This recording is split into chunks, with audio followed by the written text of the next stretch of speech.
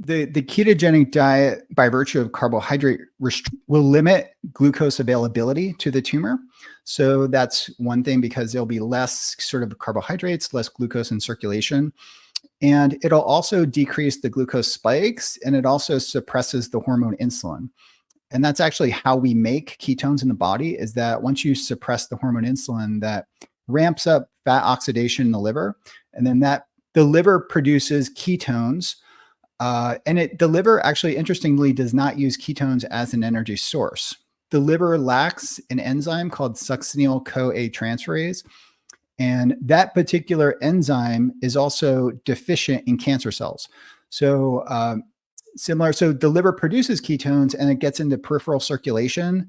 So your brain can use them in your heart and your, skeletal muscle.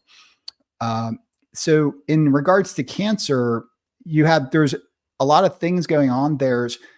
It's restricting the primary source of energy for cancer. That's one thing. It's reducing insulin, which is decreasing glycolysis globally, but also in the cancer. And it's elevating ketones, which have kind of a favorable effect on your healthy cells, but your cancer cells have a limited ability to use ketones as an energy source, just because they have metabolic alterations and mitochondrial changes in mitochondrial function that prevent them from using ketones as an energy source. There is data to suggest that some more indolent cancers can, and then also some cancers can use ketones for biosynthesis, but not as much as, for example, glucose. And then therapeutic ketosis also reduces inflammation, and inflammation is a driver for cancer. And so in our lab right now, my student Sara, spelled the same way your name is, she's looking at beta hydroxybutyrate as an epigenetic regulator. So turning on gene expression that's favorable for neurological diseases, but also activating gene pathways that can suppress cancer growth too, is one of the things that we're looking at.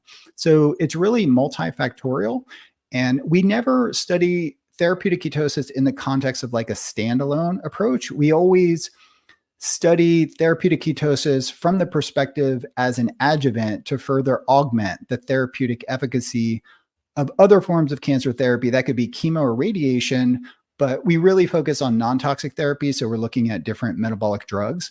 But another category is immune therapies, like the checkpoint inhibitors, specifically the PD-1 inhibitors. So there was a Nature paper that came out that showed a vegan diet can enhance innate immunity, whereas a ketogenic diet, just 2 weeks, can enhance adaptive immunity.